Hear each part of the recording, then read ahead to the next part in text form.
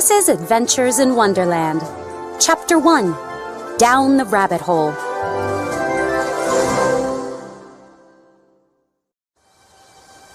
On a golden summer afternoon, Alice sat by the river. Her older sister Charlotte sat beside her, happily reading a book. Feeling bored, Alice glanced at her sister's book. "What's the point of a book without pictures?" Alice asked. Charlotte was too busy reading to reply. Alice gave a tired sigh and thought about making a daisy chain. However, that would require getting up to pick the daisies. And the hot day was making Alice feel very tired and lazy. Suddenly, a rabbit ran past the two girls. He was white and wore a colorful vest. Oh dear, he cried. I'm going to be late. Alice was so sleepy that she didn't think a talking animal was strange. But then the white rabbit pulled a watch from his vest pocket. "Rabbits don't wear vests," Alice said to herself. "and they certainly don't carry watches." Alice jumped up and ran after the white rabbit. Near a hedge, he popped down a large rabbit hole. Alice followed right after him, not thinking about how she'd get out. Suddenly, she was falling. "Help!" Alice cried. She felt as if she were falling down a deep well. It was too dark to see anything below, so Alice looked around as she fell. The rabbit hole was lined with cupboards and shelves. Maps and pictures decorated the walls. Alice grabbed a jar labeled orange jam from one shelf. She was disappointed to discover it was empty. Oh. "If I drop this jar, it might kill somebody below," Alice said. She slipped it onto the next shelf she passed. Alice continued to fall. "After this, I'll never get upset about just falling down some stairs. Why, I won't even complain if I fall off the roof." Down, down, down. Would this fall ever end? "How many miles have I fallen by now?" Alice said. "I must be getting near the center of the earth. What if I fall right through the earth?" Where would she end up? Alice tried to remember her geography lessons. "I'll just have to ask the first person I meet. I'll say, 'Please, ma'am, is this New Zealand or Australia?'" Alice was silent for a while, but then she started thinking about Dinah, her cat. "I hope someone remembers to feed Dinah tonight," Alice said aloud. "Oh, Dinah, I wish you were here. There aren't any mice in the air, but you might catch a bat." "Do cats eat bats? Do bats eat cats?" Alice didn't know the answer to either question, and she was feeling so tired. She was beginning to dream that she was walking hand in hand with Dinah. Thump! Suddenly, Alice landed on a pile of sticks and dry leaves. "Oh!" She wasn't hurt, so she jumped right up.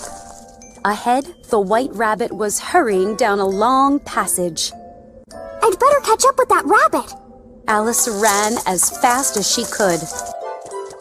Oh, my ears and whiskers.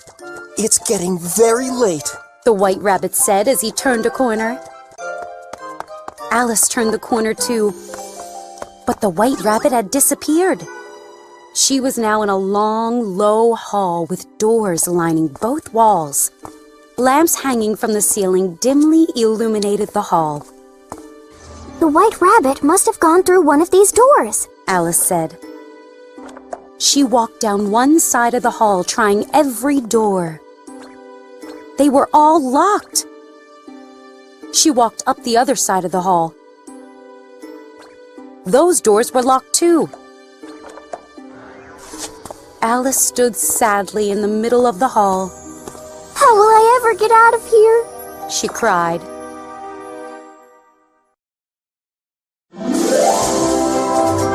Alice's Adventures in Wonderland. Chapter 2, A Strange Drink.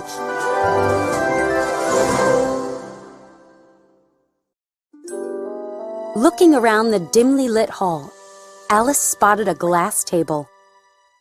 On top of it lay a tiny gold key. I wonder if this will unlock a door, Alice said as she picked up the key. She tried the key in every door on both sides of the hall.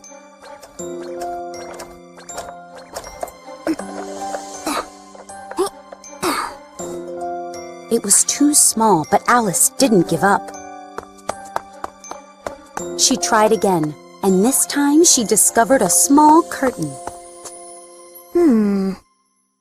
This wasn't here before. Alice said, pulling aside the curtain. Behind it was a door about 15 inches high, and the tiny gold key fit perfectly. Alice opened the door and knelt down. She peered through a small passage to a beautiful garden. Wow! That's the loveliest garden I've ever seen, She said. Look at those flowers and that fountain. Alice wanted to wander through the garden, but she was too big. She wished she could make herself small enough to fit through the door. I'm sure I could, if only I knew how to begin, She said. So many strange things had already happened that nothing seemed impossible anymore. There is no point in waiting by the little door. Alice thought. She headed back to the table. Maybe there will be another key, or instructions for shrinking myself, Alice said. Instead, she found a bottle which had definitely not been there before. Tied around its neck was a paper label. Drink me, it said in large, beautiful letters. I'm not going to drink some strange liquid. Alice said. That could be poison. Alice examined the label carefully, but there was no mention of poison. So she decided to take a sip. That's delicious. Alice licked her lips. It's like a mixture of cherry tart, pineapple, roast turkey, and buttered toast. Alice liked the liquid so much that she soon finished the whole bottle. And then something strange began to happen. What an odd feeling. Alice looked around her. I seem to be shrinking.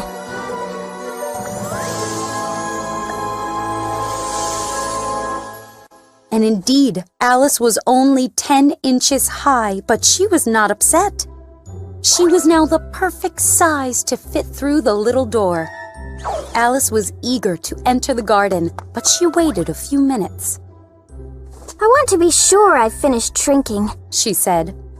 What if I keep shrinking until there's nothing left of me? Fortunately for Alice, that didn't happen. So she walked over to the little door, which had mysteriously closed again. Alice reached in her pocket for the key.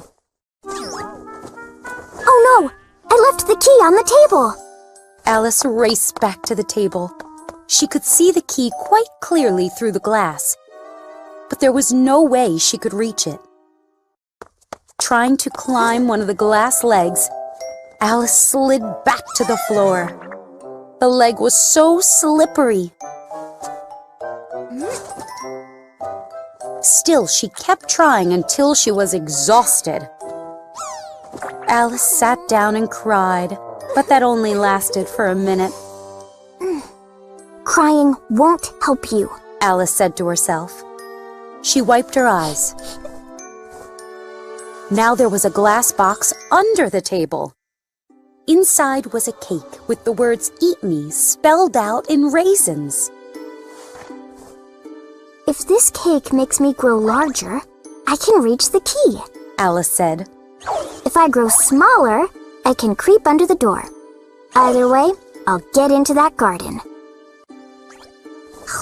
Alice took a bite and nothing happened. She was very disappointed because she now expected strange things to occur. This is a useless cake, Alice said. But she ate it all anyway. And then she began to grow.